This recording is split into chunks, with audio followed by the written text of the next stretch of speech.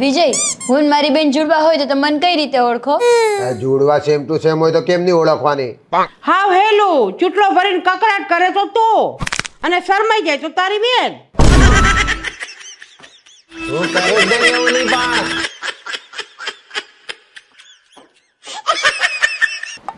Mummy, આ તમારા છોકરાને સમજાવો, કઈ કામ ઢંગનું કરતા નથી. હવે શું કર્યું મેં? કાલે કિસ્સો બાટલો તમે લગાવ્યો તો ને? હા લગાવ્યો તો ખબર નહીં કેવો લગાયો, 2 વાર મારું શાક બળી ગયું.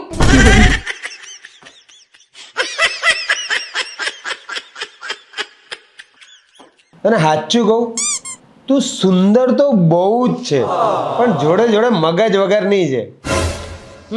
એ સુંદર હતી એટલે તું પ્રેમમાં પડ્યો અને ઈ મગજ વગરની હતી એટલે તારી જોડે લગ્ન કર્યા. હારો બરજ્યો.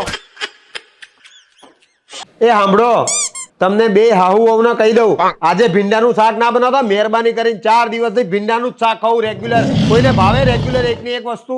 તો રોજ માવો ખસી તારા ડોજામાં કેમ ઉતરે છે? ખાણી વાણી જે બનાય ને ખાઈ લેવાનું. મને તો બહુ ભાવ ભીંડા. આ જો તમારા વાળ ખરી ખરીને ટાલ થવા માંડી. જો ટકો થઈ ગયો તો છૂટાછેડા આપી દઈશ. લે બસ ખોટું ટેન્શન લેતો તો વાળ ઉતરવાનું.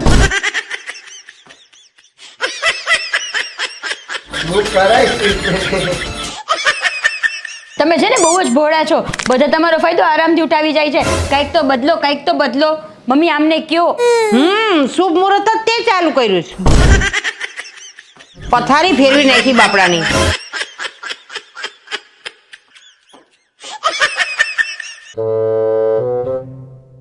એ વિટલા ખાતા હોય ત્યારે બોલવાનું જ નહીં, ચૂપ રહો શાંતિથી. કેટલી વાર કઈ કઈ થાકી ગયો.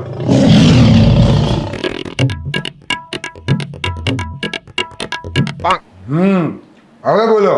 તારું ડોહું મચ્છર હતું તારા શાકમાં.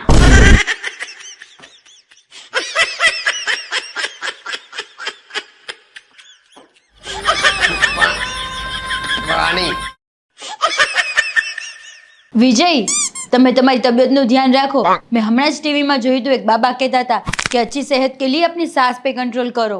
હવે એનાથી એના બૈરા ઉપર કંટ્રોલ નથી થતો, સાસ ઉપર હું તંબુરો થવાનો છે. રેવા દે ભલે તારી તબિયત બગડે.